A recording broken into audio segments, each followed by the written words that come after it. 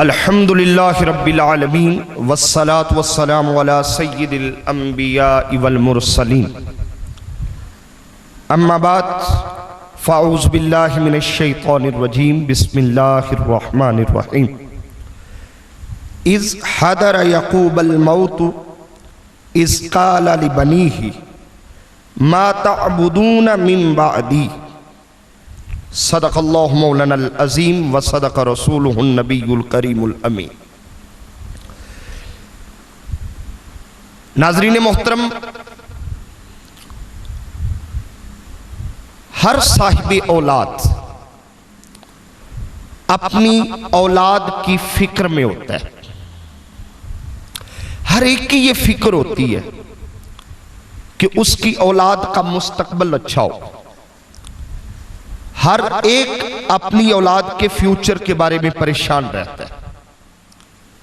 ہم اولاد کے متعلق اپنے افکار رکھتے ہیں، ہم سوچتے ہیں، مگر سوال یہ ہے کہ ہماری سوچ کے پہلو کیا ہے؟ ہم اولاد سے متعلقہ کن کن پہلوؤں پر سوچتے ہیں؟ ہماری پہلی فکر ہوتی ہے اولاد کی تعلیم۔ ہر والدین چاہتا ہے کہ وہ اچھے سے اچھے اسکول میں اپنے بچے کو پڑھائے۔ جب بچہ پڑھ جاتا ہے پھر ہماری فکر ہوتی ہے کہ اب اسے اچھی نوکری مل جائے۔ نوکری مل گئی، اب اگلی فکر ہوتی ہے کہ اب یہ کسی اچھی جگہ پر رشتہ ازواج میں منسلک ہو جائے۔ جب شادی ہو گئی اور اب فکر ہو گئی اللہ میری اولاد کو صاحب اولاد کرے۔ یہ ہماری فکر کا ایک تسلسل ہے، پہلے تعلیم، پھر نوکری، پھر شادی، پھر اولاد کے صاحب اولاد ہونے کی فکر۔ مگر انبیاء کرام جب اپنی اولاد کے متعلق فکر کرتے تھے وہ کیا کرتے تھے؟ آج ہم نے سوچنا ہے ناظرین، کیا جو حقیقی فکر ہمیں اولاد کی ہونی چاہیے یہ ساری فکریں افکار اپنی جگہ درست ہے؟ یہ سارے پریشانیاں، ان کو سوچنا، ان پر غور کرنا یہ بالکل بجائے، ان سے انکار نہیں۔ مگر میرا سوال یہ ہے کہ انبیاء کرام اپنی اولاد کے متعلق جو سوچا کرتے تھے، کیا ہم نے کبھی اپنی اولاد کے متعلق سوچا؟ قرآن مجید کی ایک آیت مبارکہ میں نے آپ کے سامنے رکھی ہے، سورہ بقرہ آیت نمبر 133۔ حضرت یعقوب علیہ السلام وقت نزاع، موت کا وقت قریب ہے۔ قرآن کہتا ہے جب حضرت یعقوب علیہ السلام کے پاس موت حاضر ہوئی، اذ حضر یعقوب الموت، جب موت حضرت یعقوب علیہ السلام کی خدمت میں حاضر ہوئی۔ تو پہلی بات سمجھنے والی یہ ہے، ہمیں موت آتی ہے، نبیوں کی بارگاہ میں موت حاضر ہوتی ہے، یہ قرآن کہہ رہا ہے۔ اذ حضر، جب حاضر ہوئی، یعقوب الموت، حضرت یعقوب علیہ السلام کی خدمت میں موت۔ جب حضرت یعقوب نے دیکھا کہ موت تو آ گئی ہے، وقت نزاع، اب میں رخصت ہونے والا ہوں، پھر کیا کیا؟ اپنے سارے بیٹوں کو بلایا، اذ قال لبنیہ، بلا کر اپنے بیٹوں سے پوچھا۔ اب فکر دیکھیے گا، ایک باپ کو اپنی اولاد کے متعلق فکر کیا، ساری اولاد جمع ہو گئی، پھر پوچھا ما تعبدون من بعدی، یہ ہے فکر۔ میرے بیٹو میں تو جا رہا ہوں، مگر یہ تو بتاؤ میرے بعد تم کس کی عبادت کرو گے؟ ناظرین، یہ وہ مقام ہے ہر صاحب اولاد کے لیے قابل غور مقام، ہر باپ کے لیے یہ قابل غور مقام ہے۔ ہمیں اپنی اولاد کی دنیا بنانے کی فکر ہے، میں بار بار کہہ رہا ہوں، ہم نفی نہیں کر رہے، لیکن دنیا سے کہیں زیادہ ہمیں اپنی اولاد کے دین کی فکر ہو۔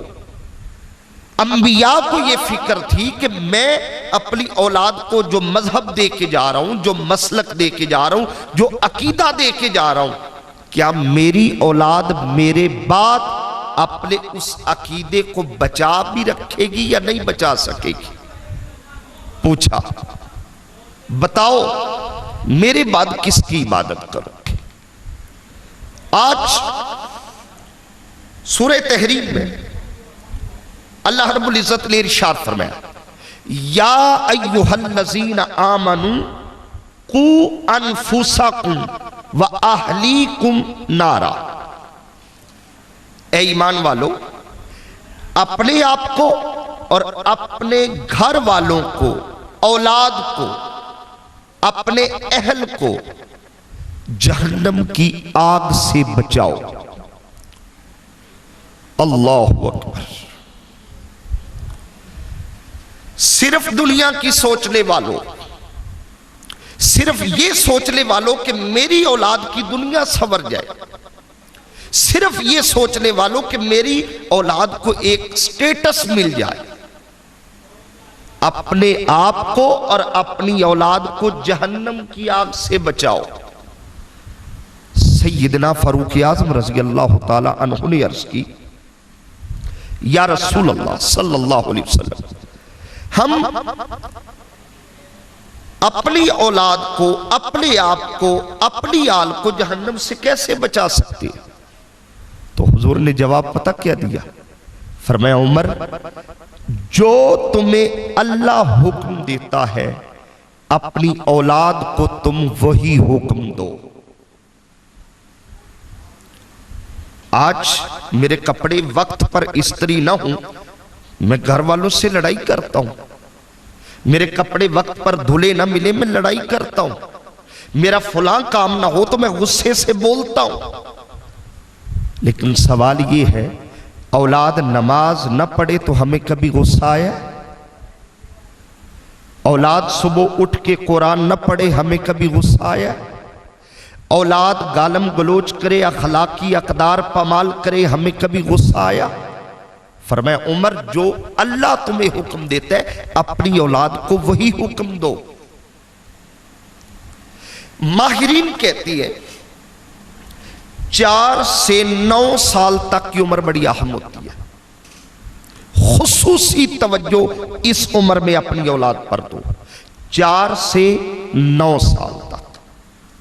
اس کی وجہ وہ کہتی ہے کہ 9 سے 15 سال، یہ 6 سال بچہ اپنے دوستوں کے ساتھ مانوس ہو جاتا ہے۔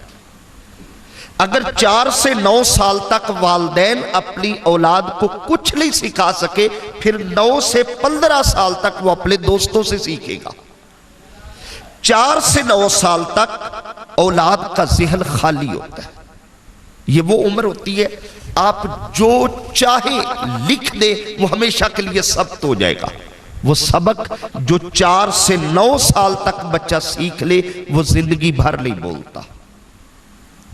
اور عموماً ناظرین، ہم اس عمر میں بچوں کو وقت نہیں دیتے۔ میں نے آج بڑے لوگوں کو دیکھا ہے، جی حضرت صاحب اولاد ہمارے پاس نہیں بیٹھتی، ہمیں وقت نہیں دیتی۔ بھئی جب آپ کے وقت دینے کا وقت تھا آپ نے تو تب وقت نہیں دیا، اب اولاد آپ کے پاس کیسے بیٹھے؟ کبھی والدین اس طرح بھی تو سوچے نا کہ جو عمر اولاد کو دینے کی تھی ہم نے نظر انداز کر دی۔ اگر اس وقت ہم نے اپنے اولاد کو قریب کیا ہوتا، 4 سے 9 سال تک اگر قریب کریں گے تو بچہ ہمیشہ قریب رہے گا، ورنہ 9 سے 15 سال دوست جو سکھائے گے بچہ سیکھ جائے گا۔ اور حضرت علی المرتضیٰ رضی اللہ تعالیٰ عنہ، آپ کا فرمان ہے 15 سے 20 سال کی عمر یہ وہ عمر ہے جب بچے کے نظریات پختہ ہوتے ہیں، یہ وہ عمر ہے جس میں بچہ یا سنورتا ہے یا بگڑتا ہے۔ کبھی اس انداز سے اپنی اولاد کو ہم نے کبھی دیکھا ہے؟ ایک اور بڑا اہم مسئلہ ہے، باپ اپنے بچوں میں بیٹھ کے اپنے بھائیوں کی برائیاں کر رہا ہوتا ہے، میرے بھائی ایسے، میرے بھائی ایسے، میرے بھائی نے یہ زیادتی کر دی، میرے بھائیوں نے مجھ پہ یہ ظلم کیا۔ اب وہ بتا ظلم رہے، دراصل جو ہے غیبت، پیٹھ پیچھے برائی کر رہے۔ تو ایک لمحے کے لیے سوچئے، جو شخص اپنے بچوں میں بیٹھ کر اپنے ماں باپ کی برائی کرے گا یا اپنے بھائیوں کی برائی کرے گا، ایک لمحے کے لیے سوچئے وہ اولاد کل کلا ان میں کتنا اتفاق ہوگا۔ میں اگر اپنے بچوں میں بیٹھ کے اپنے ماں باپ کی برائیاں کروں گا تو کل میرے بچے میری کتنی عزت کرے گی۔ ہم یہ ناظرین دیکھیے، اولاد ہمارے اقوال پر اتنا نہیں غور کرتی جتنا ہمارے کردار پہ غور کرتی ہے۔ ہم جو کہتے ہیں وہ نہیں وہ سیکھتے، ہم جو کرتے ہیں وہ سیکھتے ہیں۔